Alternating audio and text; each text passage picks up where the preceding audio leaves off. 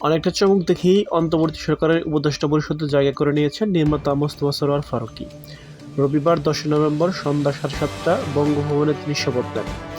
সাংস্কৃতিক বিষয় মন্ত্রণালয়ের দায়িত্ব দেওয়া হয় এই চলচ্চিত্র পরিচালক, প্রযোজক, নাট্যকার ও নাট্য নির্মাতাকে।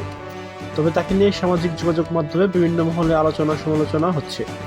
ফারুকীকে উপদেষ্টার দায়িত্ব দেওয়ায় সমালোচনা হচ্ছে সরকারেও। মোস্তফা সরোয়ার ফারুকীকে উপদেষ্টা পদ থেকে অপসারণের দাবিতে বিক্ষোভ মিছিল করেছেন ঢাকা বিশ্ববিদ্যালয়ের শিক্ষার্থীরা। ক্ষোভ প্রকাশ করেছেন বিভিন্ন শ্রেণী পেশার মানুষ। জুলাই গণঅভ্যুত্থানের সঙ্গে জড়িত বিভিন্ন জনের অভিযোগ, মোস্তফা সরোয়ার ফারুকীকে উপদেষ্টা করা গণঅভ্যুত্থানের স্পিরিটের সঙ্গে বিশ্বাসঘাতকতা করা হয়েছে।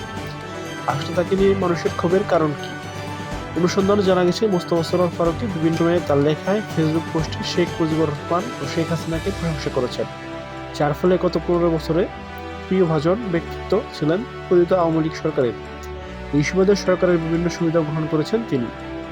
শুধু তিনি নন, তার স্ত্রী অভিনেত্রী নুসরাত ইমরোজ তিশাও গ্রহণ করেছেন ফ্যাসিস্ট আওয়ামী লীগ সরকারের নানা সুবিধা, যার ফলে অনেকেই ক্ষোভ প্রকাশ করেছেন। মোস্তফা সরোয়ার ফারুকী উপদেষ্টা হিসেবে নিয়োগ দেওয়ায় সরকারের তীব্র সমালোচনা করেছেন ব্যারিস্টার জ্যোতির্ময় বড়ুয়া। এছাড়া তিনি ফারুকীর উপদেষ্টা হওয়ার যোগ্যতা নিয়েও প্রশ্ন তুলেছেন। পত্রিকা জানিয়ে ব্যারিস্টার জ্যোতির্ময় বড়ুয়া তার ব্যক্তিগত ফেসবুক অ্যাকাউন্টে লিখেছেন, রাষ্ট্রীয় কর্মকাণ্ড ফাজলামো না, এটা বোঝার মতো কাণ্ডজ্ঞান থাকা উচিত। ফারুকী উপদেষ্টা হওয়ার কোনো প্রকারের যোগ্যতা রাখে না। এতটা বছর লীগের আস্থাভাজন থেকে পাওয়ার জন্য চেষ্টা করে গেছেন তিনি। ফাঁসিবাদ একদিনে তৈরি হয় না, চুপ থেকে সমর্থন করার মধ্যে ফাঁসিবাদ তৈরি হয়। এরকম প্রমাণ আরও অনেকের বিরুদ্ধে আছে। প্রথম আলোর সাংবাদিক রোজিনার জামিন সংক্রান্ত ভর্তুরের খবর লাভ করলে অনেকের কাপড় খুলে যাবে। জানা যায়, নিজেকে বঙ্গবন্ধুর ভক্ত হিসেবে বিভিন্ন লেখায় তুলে ধরেছেন মোস্তফা সরোয়ার ফারুকী। প্রথম আলো পত্রিকায় এক সাক্ষাৎকারে তিনি তার সবচেয়ে প্রিয় একটি বইয়ের কথা জিজ্ঞেস করে হয়েছিল। তিনি সেখানে শেখ মুজিবুর রহমানের অসমাপ্ত আত্মজীবনী বইয়ের কথা উল্লেখ করেছিলেন।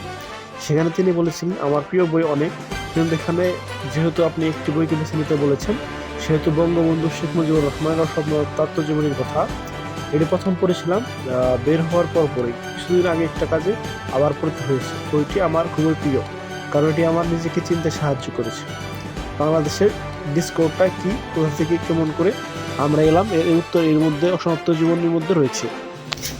এছাড়া ফাসিস্ট শেখ হাসিনাকে নিয়েও অসংখ্যবার তিনি বিভিন্ন লেখায়, বক্তব্যে, ফেসবুক পোস্টে প্রশংসা করেছেন ফারুকী।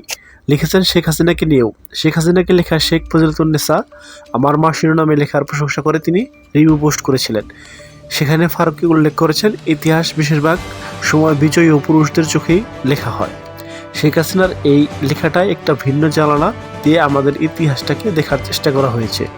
খুবই ইন্টারেস্টিং পার্সপেক্টিভ। পড়তে পড়তে অনেক জায়গায় আমার নিজের মাকে দেখতে পেয়েছি, নানাকে দেখতে পেয়েছি, মায়ের সংগ্রাম দেখতে পেয়েছি, বাবাকে দেখতে পেয়েছি। পার্থক্য হইল, বঙ্গবন্ধুর রাজনৈতিক কারণে কয়েকদিন পর পর জেলে যাইতেন, আর আমার বাবা ব্যবসার ধরা খাইতেন। দুই সময়ের বিরুদ্ধে স্রোতের মুখে সিনা টান করে তরি সামলাইতেন মা। বাংলার বধূ এবং মায়েদের ইতিহাস বোধ হয় সকলেই এক, দলমত নির্বিশেষে সবাই পড়তে পারেন। ফেসবুকে অসংখ্যবার তিনি আওয়ামী লীগ সরকারের প্রশংসা করে পোস্ট করেছেন। পতিত সরকারের বিভিন্ন মন্ত্রী, গুরুত্বপূর্ণ ব্যক্তিদের প্রশংসা করে ছবি দিয়ে পোস্ট লিখেছেন। এরকম অসংখ্য পোস্ট এখনও ফেসবুকে ঘুরে বেড়াচ্ছে, সমালোচকরা সমালোচনা করছে।